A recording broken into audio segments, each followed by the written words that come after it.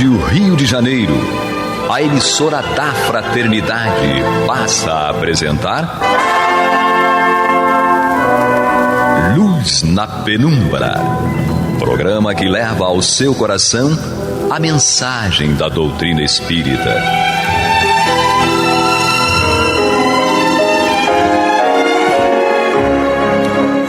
E com vocês, André Afonso Monteiro, para o estudo do livro A Gênese, da obra codificada por Allan Kardec. Olá, amigo ouvinte da Rádio Rio de Janeiro, a emissora da Fraternidade, a rádio que toda a família pode ouvir. Programa Luz na Penumbra, aqui comigo André Monteiro e também com o nosso querido Alexandre Almeida, popularmente conhecido como Alexandre Todinho, e nós estamos aqui dando continuidade ao estudo do capítulo 14, Fluidos. Alexandre, seja bem-vindo, meu amigo. Obrigado, André. Queridos ouvintes, faço muita paz a todos. Alexandre, amigos ouvintes, na semana passada nós começamos aqui o estudo do capítulo 14, os itens 1 e 2, e nós já apresentamos as primeiras ideias, as primeiras propostas de compreensão de Allan Kardec, primeiro nos apresentando o fluido cósmico universal. E a própria ciência, né, Alexandre, já admite que existe um elemento básico, toda vez que eles vão aprofundando esses estudos, um elemento que Kardec nos apresenta lá no final do século XIX, a ciência agora é que está comprovando realmente a existência desse elemento básico de tudo aquilo que a gente possa imaginar. Então Kardec vem dizer isso, vai nos apresentando também que a partir dessa compreensão nós vamos compreender determinados tipos de fenômenos, e ele fala também dessa relação, dessa movimentação e atuação incessante entre a vida material, a vida corporal e a vida espiritual. E a partir daí que a gente vai começar a compreender a necessidade do estudo desse capítulo aqui, que é muito importante para nós. Aqui no item 3, Kardec diz o seguinte: no estado de eterização, o fluido cósmico não é uniforme. Sem deixar de ser etéreo, ele sofre modificações também variadas no seu gênero, talvez mais numerosas do que no estado de matéria tangível. O que seria esse estado de eterização, Alexandre? Como é que a gente pode facilitar aí essa compreensão para os nossos amigos ouvintes? Bom, vejamos. No item 2, Kardec já fazia uma referência de que o fluido cósmico universal ele se apresenta em dois estados distintos. E ele chama de eterização ou empoderabilidade e, mais adiante, materialização ou ponderabilidade. Sim. Então, vamos tentar aqui, dentro desses termos aparentemente complexos, tentar compreender, e isso com certeza vai facilitar a nossa reflexão. O que seria, né, essa imponderabilidade, esse estado de materialização? Quando que ele é ponderável, imponderável, né? Perfeito. A eterização é transformar, é quando esse fluido ele sofre uma transformação para um estado de vapor, quando ele se dissipa, como você colocou muito bem na semana passada. E a empoderabilidade é que ele não pode ser calculado, avaliável, pesado de forma significativa, ou seja, quantificado da forma clássica como nós compreendemos. Vamos até imaginar o seguinte: a água ela possui 3 estados, a gente aprendeu isso lá na química, não é isso? Perfeito. Estado sólido é quando a água está congelada, o estado líquido, que seria o estado natural dela, e o estado gasoso, Perfeito. Que é quando ela evapora. Esse estado gasoso a gente não consegue assim perceber, a gente não consegue tocar.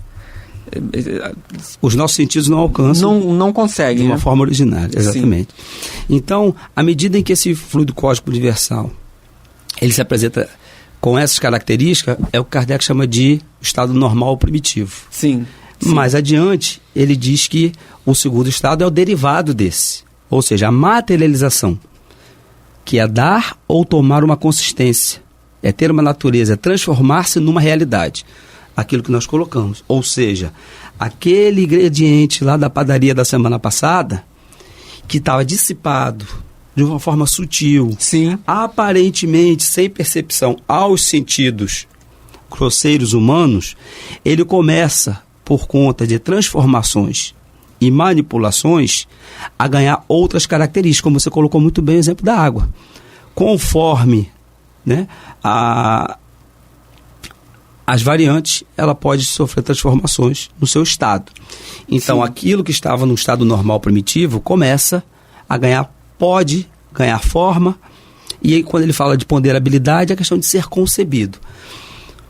Colocaste muito bem no início da sua fala, você falou que atualmente a ciência, né, tradicional já alcança, Já consegue... identificar, né, a presença desse elemento no universo. Sim. O que Eles consideravam o átomo como se fosse essa matéria básica. Com o avançar da tecnologia, dos conhecimentos, eles identificaram que antes do átomo tem uma outra o átomo matéria. já é um produto da vitrine da derivado, padaria. Já não é a farinha. Não é a farinha, já é uma derivação desse elemento. É uma primitivo. receita, né? É uma receita que já foi manipulado. Já foi manipulado, perfeitamente. Então, se a ciência já consegue identificar, prova então que é matéria. Sim. Então, Sim. você vê como é que hoje nós já estamos avançados em relação à teoria que o próprio Kardec propôs aqui. Ou seja, então no momento em que a ciência tradicional diz assim, bom, eu identifiquei aqui um elemento que precede ao átomo, por exemplo, como você colocou, nós já vamos fazer essa associação. Então vejamos, no momento então que o fluido cósmico ele não é uniforme, ou seja, porque ele é flexível, porque ele é suscetível de transformações em função das suas características, nós vamos então a dar forma, né, peso Sim. e valores a tudo que é possível, nesse caso, conforme a vontade divina. E aí, se você me permite, André, Sim. André Luiz, em Evolução em Dois Mundos, lá na primeira parte, ele coloca que o fluido cósmico é o plasma divino, Muito bem lembrado. hausto do Criador ou força nervosa de todo sábio. Muito bem. Mostrando que foi justamente por conta da vontade, e aí vamos conceber essa vontade, a energia cósmica, né? A vontade de Deus através dos espíritos, né? Dos seus prepostos, que esse elemento foi manipulado, trabalhado.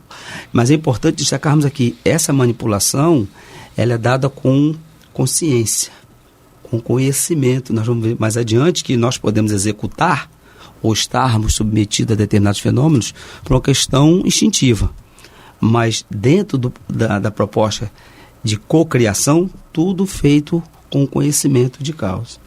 E o Emmanuel também, você lembrou muito bem a passagem de André Luiz em Evolução e Dois Mundos, e o Emmanuel também vai dizer que essa matéria, essa substância, e ele vem dar uma colocação para nós romântica, porque quando a gente fala de Deus, de amor, de Deus Pai, a gente não tem condições ainda, os espíritos nos respondem isso, os benfeitores respondem, Allan Kardec, no Livro dos Espíritos, que nós não temos condições ainda de penetrar na essência divina.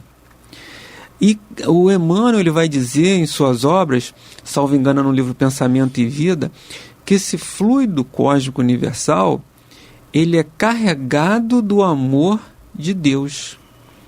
Ou seja, aonde a gente possa, a gente está em contato, nós até citamos no último programa, que nós estamos imersos em um grande aquário e que em Perfeito. torno de nós gira e se movimenta o fluido cósmico universal. E esse fluido cósmico universal, partícula divina, é carregada do amor divino. E a gente vai aprender mais à frente que somos nós que vamos dar a característica e a propriedade que a gente bem entender a esse fluido.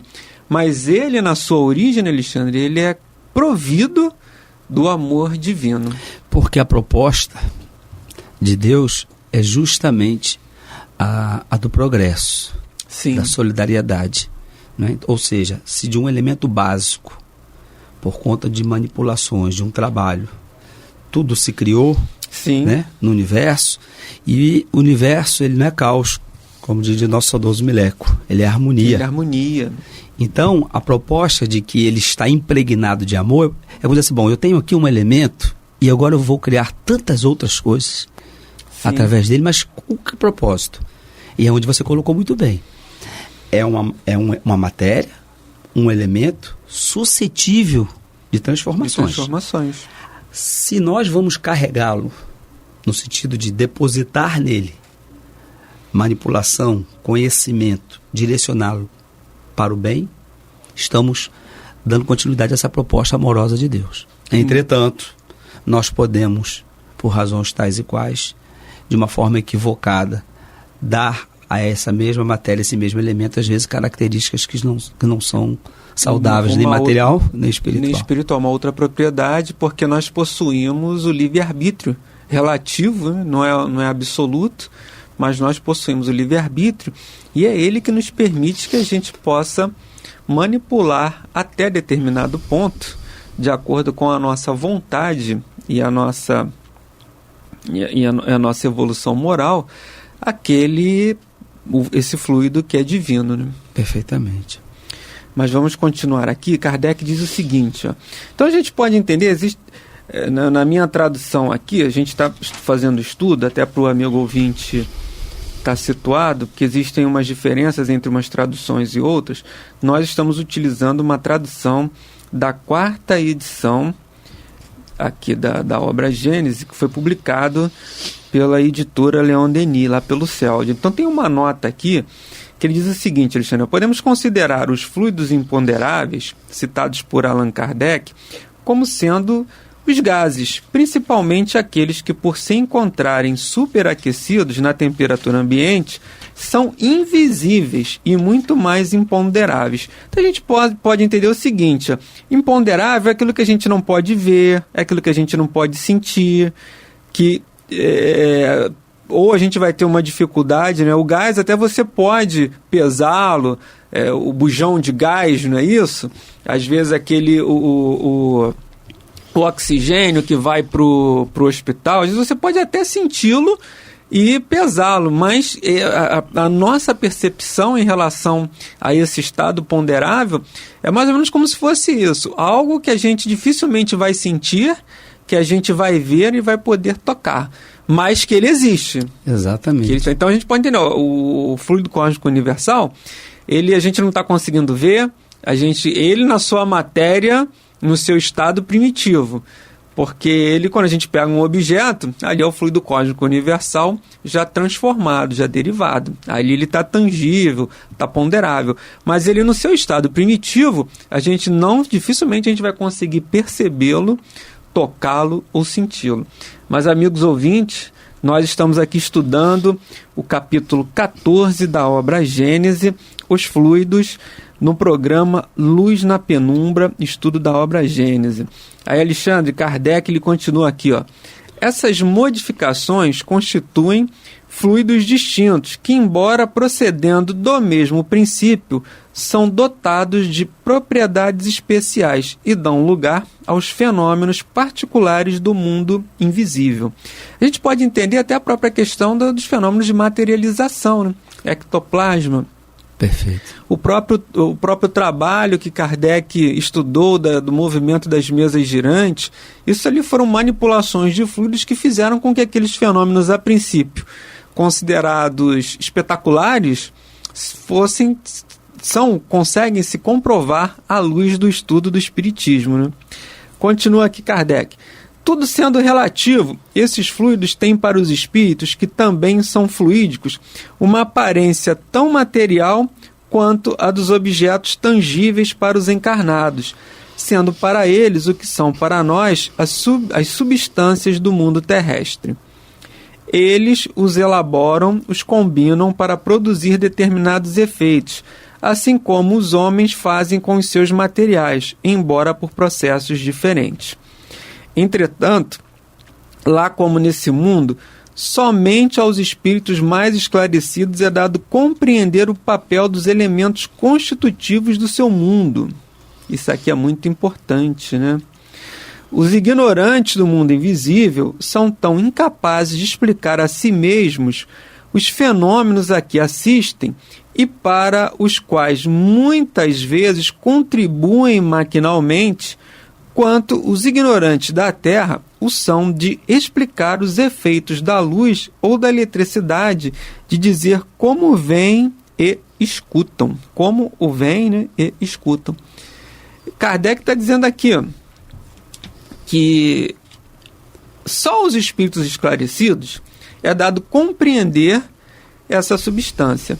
E ele vai dizer que os ignorantes, quando ele diz aqui os ignorantes, são os sem esclarecimentos, eles não vão ter condições de entender isso e eles mesmos são ali meio que utilizados para que aqueles fenômenos aconteçam.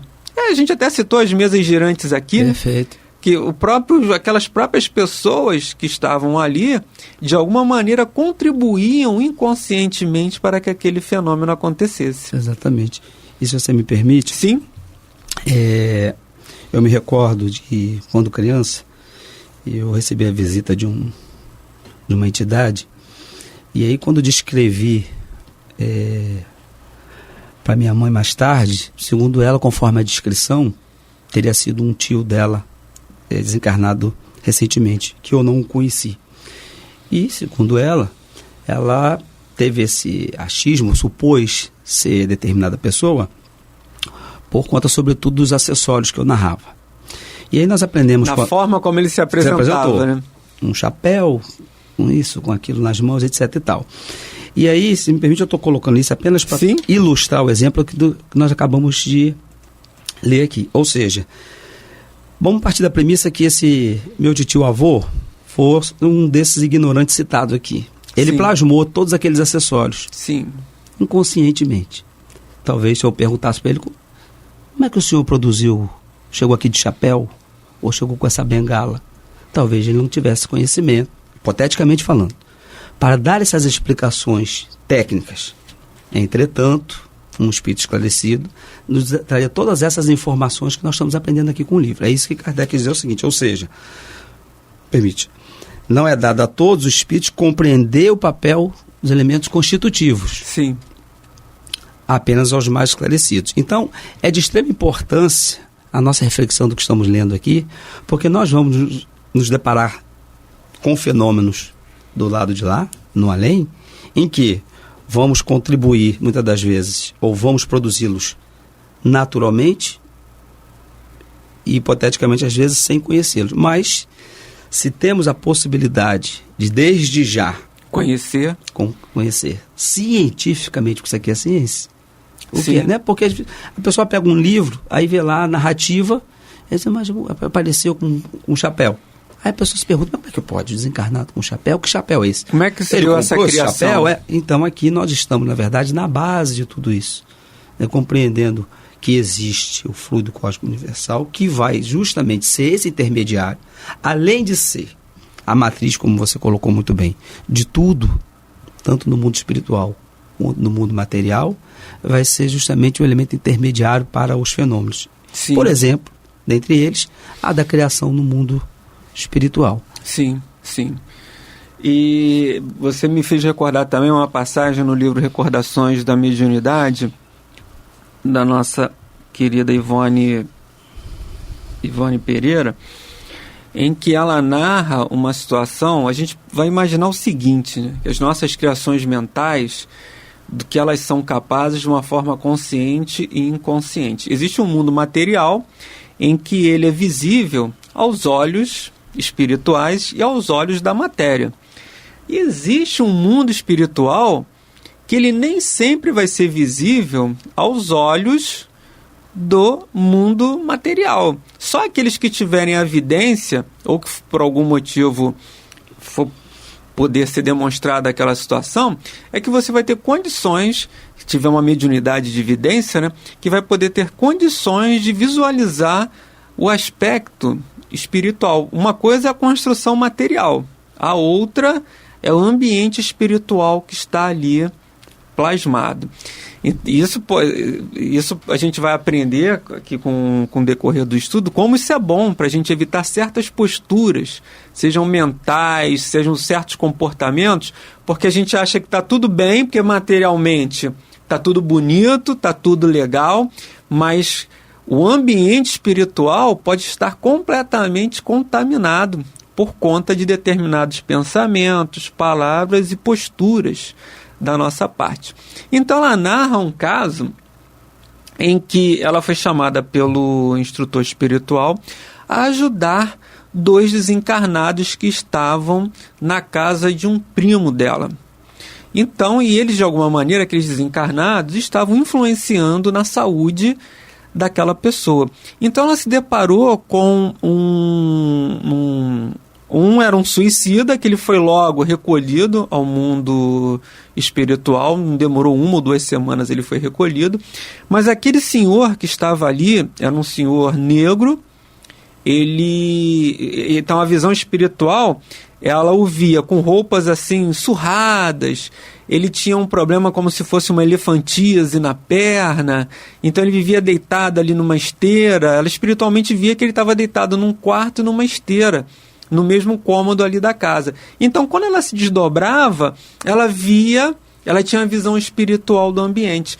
Então, aquele senhor, ele já tinha desencarnado há muitos anos, mas ele plasmou no mundo espiritual a vida que ele tinha material. A casinha dele, o casebrezinho dele e a horta que ele vivia daquela horta. Então, ele plantava ali. Então ele tinha todos os apetrechos, todas as ferramentas, ele arrancava as ervas, então ela se desdobrava, foi adquirindo a confiança daquele senhor, até que ela, pouco a pouco, fosse o evangelizando, e ele não teve a compreensão total que ele estava desencarnado, então eles criaram uma situação para que ele deixasse aquele ambiente. Aquele ambiente espiritual foi plasmado pelo pensamento dele, então ele criou no mundo espiritual, após a sua desencarnação, o mundo material em que ele vivia. Então ele continuou preso ali àquela situação. Interessante. E tudo isso, manipulação dos fluidos, de uma forma inconsciente por ele, né? Exato. E você colocou um exemplo que ilustra muito bem o que nós acabamos de ler. Sim. Aquilo que está imperceptível para nós encarnados, originariamente, né? Para o desencarnado, como foi colocado aqui, é algo perfeitamente natural, perceptível, palpável. É a ignorância dele, o fato do conhecimento da atual situação dele de espírito desencarnado e ele ali vivendo como se ainda encarnado fosse. Isso, no automatismo, a mente, né? Como nós vimos, direcionava a esse fluido que é neutro. Criou o ambiente, criou a casa, criou a horta, criou os vegetais, criou as ferramentas. Olha que coisa, né? E aí nós vamos justamente compreendendo situações que muitas das vezes para nós parece ser, mas isso não existe, como é que pode? Mas quando conhecemos a causa, né, cientificamente o porquê, né, como que se processa, aí a razão começa a dar frutos. E aí nós vamos avançar nesse... A graça de Deus. De acordo aqui com os nossos estudos, nós vamos avançar nessa possibilidade de manipulação desses fluidos. Você vê, olha o que ele construiu de uma forma inconsciente. Imagine um espírito evoluído, o que ele não tem condições de criar. E Jesus, ele foi esse arquiteto, esse divino escultor que plasmou o nosso mundo material, construiu esse mundo material. Mas, amigos ouvintes, Alexandre, nós estamos chegando aí ao final do nosso programa de hoje, desejando a todos muita paz em seus corações. Até a próxima semana, se Deus quiser. Até a próxima, agradeço mais uma vez a oportunidade e convido a todos para o próximo estudo. Que assim seja. Você está ouvindo o programa Luz na Penumbra.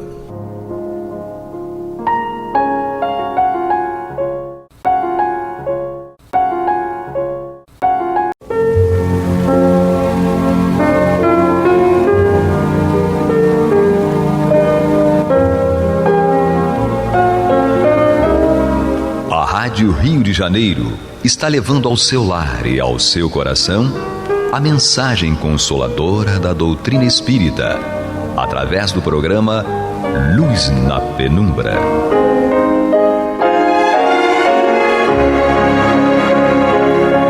E agora com vocês, Nádia do Couto Vale, para comentar o Céu e o Inferno ou a Justiça Divina segundo o Espiritismo, da obra codificada por Allan Kardec.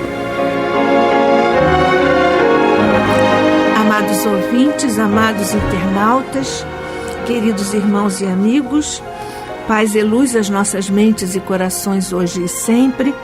Continuamos o estudo desta obra, a obra que contém a teologia espírita, o Céu e o Inferno, a Justiça Divina segundo o Espiritismo, e nós continuamos o estudo aqui com os nossos queridos irmãos Danilo Vilela e Eloy Vilela, respectivamente presidente e vice-presidente da Cruzada Espírita dos Militares e do Lar do Abrigo Teresa de Jesus, aqui no Rio de Janeiro. Muito obrigada, Eloy e Danilo, por estarem aqui conosco, partilhando da alegria, que sei que também é de vocês, de estudarmos o nosso querido Kardec. Nós estamos no capítulo 10º da primeira parte e tratamos, quando o nosso codificador trata exatamente de uma questão que ainda povoa a mente, até o desejo de muitas criaturas atualmente, que é de descobrir tesouros. Então, onde estão escondidos os tesouros? Onde estão enterrados os tesouros? E alguns ainda acreditam que os espíritos podem dar essas informações e torná-los ricos assim, da noite para o dia. Essa temática já foi abordada pelo nosso querido codificador em O Livro dos Espíritos, em O Livro dos Médiuns, e aqui agora ele volta porque está tomando a angulação do tema do ponto de vista da intervenção dos espíritos, que aqui ele estuda como intervenção dos demônios nas manifestações, nas modernas manifestações. Então, Eloy, vamos lá? Pois não, Nádia. Retomando a leitura do livro O Céu e o Inferno. Isso. Os espíritos não podem concorrer para a descoberta de tesouros ocultos. Os superiores não se ocupam de tais coisas e só os zombeteiros podem entreter-se com elas, já indicando tesouros que o mais das vezes não existem, já apontando sítios diametralmente opostos àqueles em que realmente existem. Esta circunstância tem, contudo, uma utilidade, qual a de mostrar que a verdadeira fortuna reside no trabalho. Quando a providência tem destinado a alguém quaisquer riquezas ocultas, esse alguém as encontrará naturalmente.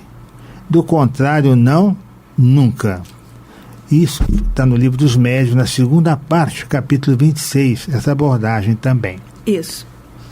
Pois é o sonho, né? É o sonho. Todos sonham. Muito bem. Continuamos a leitura, Nádia? Não, vamos aqui só esclarecer, não é isso? Você tem algum comentário, Danilo? Realmente, até no começo pediam aos espíritos fórmulas para resolver certos problemas. Olha, as descobertas na ciência são tarefa dos encarnados. Não é a espiritualidade. Basta evocar um espírito através do médium, seria muito fácil. Não, isso aí, eles dão orientação moral. E sempre deram. Aí são valores espirituais, não eram aqueles que as pessoas queriam. Isso jamais foi negado, mas sempre houve essa ideia de explorar as coisas em proveito material. E nunca as pessoas se dedicarem com o próprio esforço para atingir um objetivo. Sim. Os espíritos superiores nos ajudam, não é isso? Sim. Mas não dão cola, como a gente diz na escola, né? Não vão dar cola para a gente copiar, mas eles vão fazer como fazem os professores na Terra, eles vão orientar, fazer perguntas, sinalizar algumas questões para ajudar, porque nós sabemos, está também o Livro dos Espíritos, que toda área de conhecimento na Terra tem um espírito ou um conjunto de espíritos responsáveis por aquele campo de conhecimento na Terra, não é isso? Então, vamos seguindo. Agora com você, Danilo. esclarecendo-nos sobre as propriedades dos fluidos, agentes e meios de ação do mundo invisível, constituindo uma das forças e potências da natureza. O Espiritismo nos dá a chave de inúmeros fatos e coisas inexplicados e inexplicáveis de outro modo, fatos e coisas que passaram por prodígios em outras eras. Do mesmo modo que o magnetismo, ele nos revela uma lei, se não desconhecida, pelo menos incompreendida, ou então, para melhor dizer, efeitos de todos os tempos conhecidos, pois que de todos os tempos se produziram, mas cuja lei se ignorava e de cuja ignorância brotava a superstição. Conhecida a lei, desaparece o maravilhoso e os fenômenos entram para a ordem das coisas naturais. Eis porque os espíritos não produzem milagres, fazendo girar as mesas ou escrever os mortos. Com um milagre, não fazem um médico em restituir a vida ao moribundo e o físico, provocando a queda do raio. Quem pretendesse fazer milagres pelo espiritismo não passaria de ignorante ou então de mero prestidigitador. Livro dos Médiuns, primeira parte, capítulo 2. Pois é. E aí? Olha, realmente essa orientação de Kardec, ela acabou prevalecendo, né? É o espiritismo voltado para a sua finalidade, que é mostrar a nossa dimensão espiritual, que, em relação à qual a gente percebe que as coisas materiais são passageiras e são instrumentos para o nosso progresso, nosso desenvolvimento espiritual. Todas ficam aí, mas o resultado da nossa experiência seguirá conosco. Então aí muda aquele ponto de vista de que o codificador falava, né?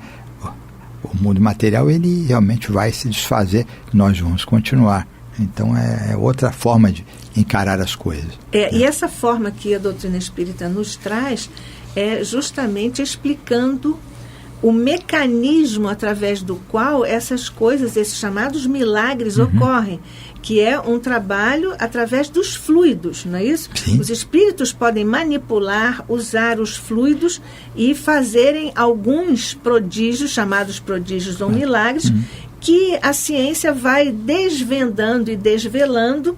Por isso que a doutrina espírita diz que para tudo que está diante de nós existe uma causa. E essa causa tem explicação e o Espiritismo sempre nos dá essa causa, essa explicação para todos os fenômenos. Por isso que atualmente é infantil, do ponto de vista da doutrina espírita, nós dizermos que há milagres, que há derrogação das leis de Deus, porque isto está incompatível, inclusive, com a fala de Jesus, que disse, não vim derrogar a lei, né? A lei aqui é com maiúscula, que é a vontade de Deus, não é isso? Então, esse maravilhoso, esses fenômenos vão, como diz aqui o texto em O Livro dos Médiuns, vão entrando para a ordem das coisas naturais. Por isso que os espíritos também não produzem milagres, não derrogam leis, mas conhecem estratégias, mecanismos que eles podem usar para promover determinadas consequências, determinados fenômenos, mas isto tem causa explicável e a ciência está cada vez mais avançando nessas explicações. No parágrafo seguinte, nós temos ainda na sequência desse mesmo raciocínio, nós temos pessoas que fazem das evocações uma ideia muito falsa. Há mesmo quem acredite que os mortos evocados se apresentam com todo o aparelho lúgubre do túmulo. Tais suposições podem ser atribuídas ao que vemos nos teatros ou lemos nos romances e contos fantásticos, em que os mortos aparecem amortalhados com o chocalhar dos ossos. O Espiritismo, que nunca fez milagres, também não faz esse, pois que jamais fez reviver um corpo morto. O espírito fluídico, inteligente, esse não baixa à campa com o grosseiro invólucro, que lá fica definitivamente. Separa-se dele no momento da morte e nada mais tem de comum entre si. Está em O que é o Espiritismo, uma obra pouco divulgada, pouco estudada, O que é o Espiritismo, também de Allan Kardec, o capítulo 2, no item 48. Então, nós aqui estamos tratando exatamente dos mortos que são evocados e que se apresentam de uma forma lúgubre, aqui com chacoalhar de ossos, tudo para povoar a mente, ou a mente infanto-juvenil, ou a mente infantilizada dos adultos, que podem acreditar nesse tipo de apresentação dos chamados mortos, que nós sabemos que estão muito vivos, mas dos chamados mortos. Então, esse é uma forma de apresentar imaginada, né? No imaginário das criaturas. Comentam alguma coisa? O interessante é que a literatura de horror, de terror, que existe hoje, é até uma preferência, não é elogiável, se com prazer naquilo. Ela também insiste nisso, apresenta formas de deformar, aparência deformada, e uma coisa assim realmente sem base lógica. O doutrina espírita desfaz tudo isso. O espírito é o espírito, ele pode se apresentar com sofrimentos, né? Mas, seja qual for a situação, ele está sempre sob o enquadramento da misericórdia divina. Pode haver sofrimento, mas a gente sabe que depois aquilo vai ser resolvido. Então não há uma permanência daquilo de forma nenhuma. Sofrimento, exatamente. É isso mesmo. Então vamos seguindo. Com quem seguimos? Agora nós vamos para o item 11 e vamos lembrar a você, querido internauta, querido amigo, ouvinte, que nós estamos no programa Luz na Penumbra, estudando o céu e o inferno, ou a justiça divina segundo o Espiritismo, e estamos no capítulo 10º da primeira parte. Vamos agora estudar o item 11, com Eloy Vilela. Palavras do codificador. Ampliamos essas citações para mostrar que os princípios do Espiritismo não têm relação alguma com os da magia. Assim, nem espíritos às ordens dos homens, nem meios de os constranger, nem sinais ou fórmulas cabalísticas, nem descobertas de tesouros. Nada disso há no Espiritismo. Nem processos para enriquecer, e tampouco milagres ou prodígios, adivinhações e aparições fantásticas. Nada, enfim, do que constitui o fim e os elementos essenciais da magia.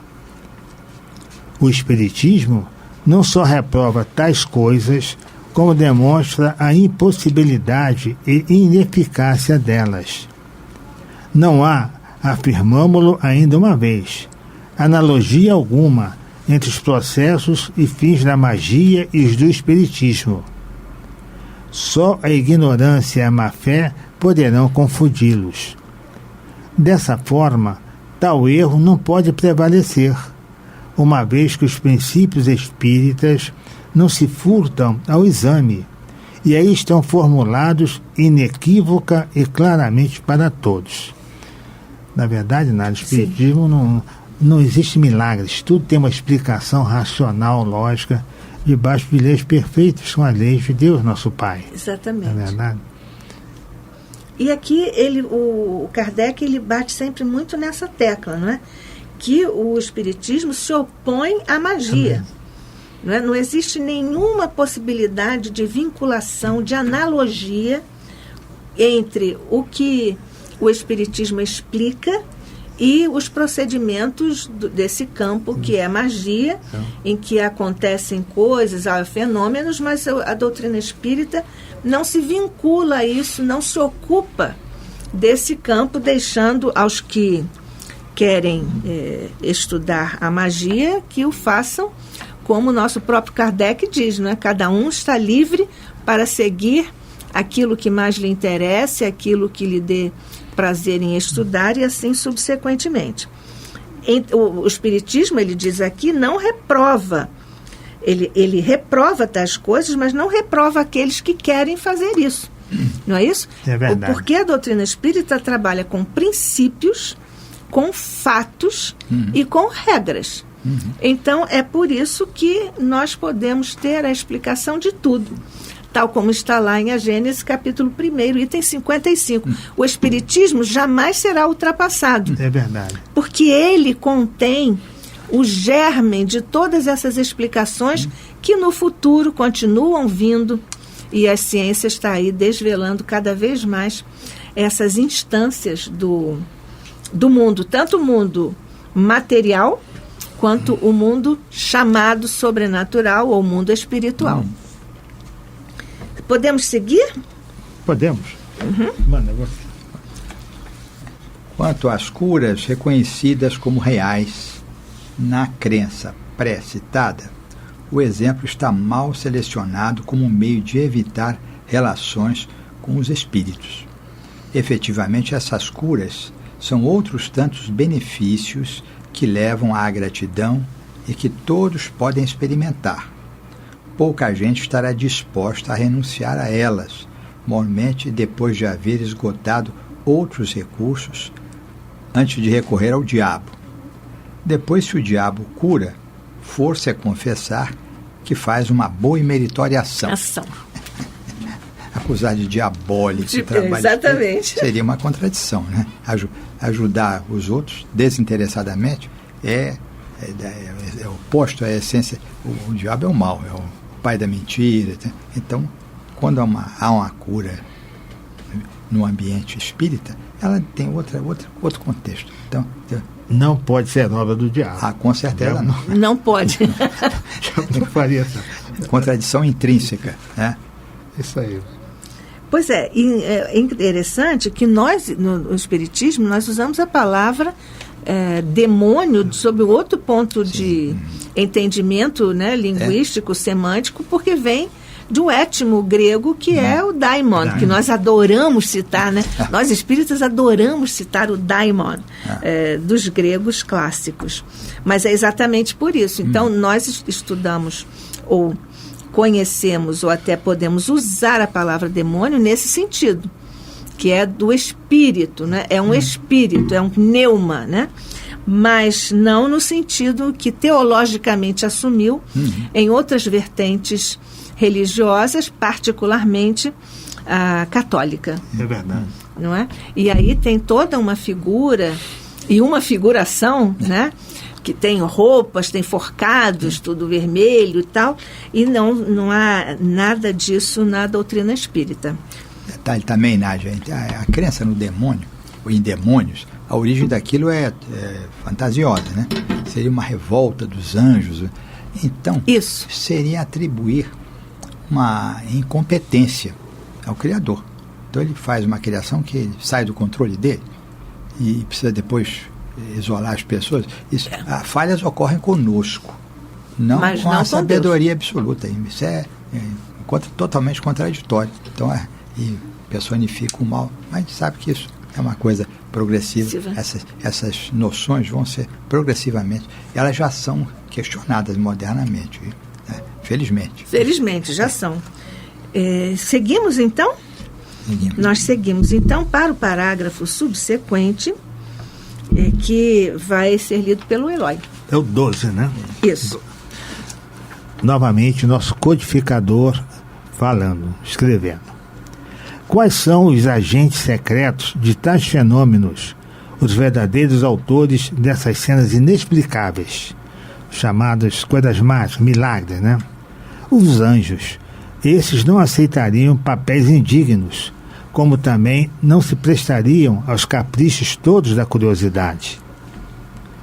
O autor quer falar das manifestações físicas dos espíritos, no número das quais algumas há, evidentemente, pouco dignas de espíritos superiores. Nós lhe pediremos, contudo, que substitua o vocábulo anjo pelo de espíritos puros ou espíritos superiores, pois que assim teremos exatamente o que diz o Espiritismo. Indignas, porém, dos bons espíritos, não se pode considerar uma multidão de comunicações dadas pela escrita, pela palavra, pela audição, etc., pois que tais comunicações seriam não dignas dos homens mais eminentes da terra. O mesmo poderemos dizer quanto às curas, aparições e um sem número de fatos que os livros santos citam em profusão como obra de anjos ou de santos. Se, pois, os anjos e os santos produziram outrora fenômenos semelhantes, por que não os produzirão hoje? Porque ser idênticos fatos julgados bruxaria nas mãos de uns, enquanto nas mãos de outros se reputam santos milagres. Isto. Sustentar semelhante tese é abdicar de toda a lógica, toda a razão. O autor da Pastoral labora em erro quando afirma que tais fenômenos são inexplicáveis. Ele está dizendo aqui, desculpe, né, é o autor da Pastoral, porque o Kardec tomou uma pastoral, que é um documento teológico da Igreja Católica, e ele vai analisando e analisou isso em capítulos anteriores, e agora ele retoma de vez em quando uma ou outra referência à Pastoral. Então, pode seguir, desculpe, Eloy.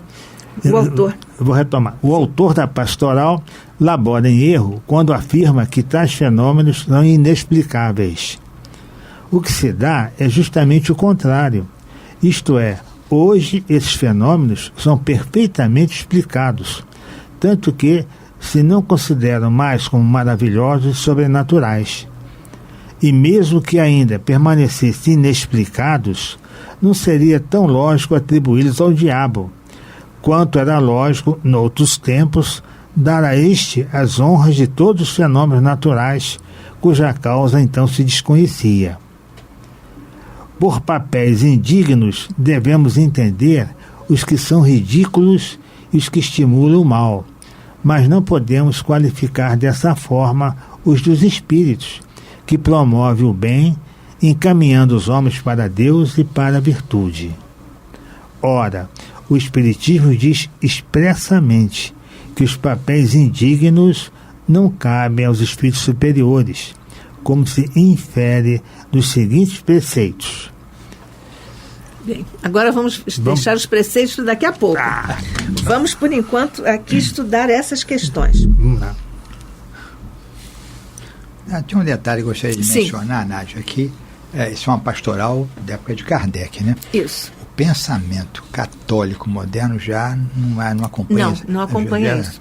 Quem quiser, por exemplo, usar um site de busca moderno, botar Inferno Vazio. Tem uma série de obras de teologia católica e diz que isso já está vencido. Já está vencido. Então realmente houve uma mudança. Eles também estão oxigenando graças a Deus, os conceitos exatamente da teologia, né? Da teologia. Até por essa contradição que eu falei. Exatamente. O Criador Supremo perdeu o controle da criação. Perdeu o controle. Então, isso aí... E depois uma criatura arvorar-se, ou algumas criaturas chamadas os anjos decaídos, né? Assumirem um papel junto ao Criador em igualdade de condições, ou igualdade de poder para manipular a criação. Isso é um absurdo lógico. Também, né? Absurdo lógico. Inclusive lógico. É, né? lógico também. Né? Poder Supremo. Pois é. Então, em função dessa logicidade, nós estamos precisando agora, só por hoje, encerrar este nosso encontro, mas nós continuamos no próximo encontro, no estudo deste mesmo capítulo, da primeira parte desta obra. Agradecendo mais uma vez a generosa contribuição e participação de Danilo e Eloy Vilela. Obrigada a vocês, queridos, e a vocês também, ouvintes e internautas, que estiveram conosco. Paz e luz às nossas mentes e corações, hoje e sempre. Que assim seja.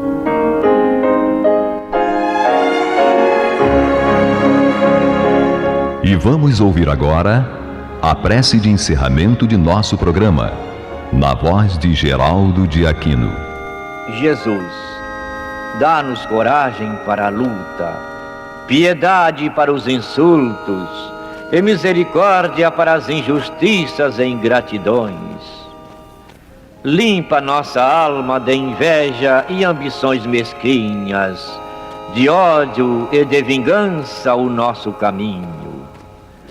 E que dentro em pouco, ao recolher-nos de novo ao calor do nosso leito, para que o sono nos dê a paz e o esquecimento das tristezas humanas, possamos sentir, Senhor, no mais íntimo de nosso ser, a doçura indefinível do Teu amor e a grandeza incomparável da Tua divina presença. Que assim seja.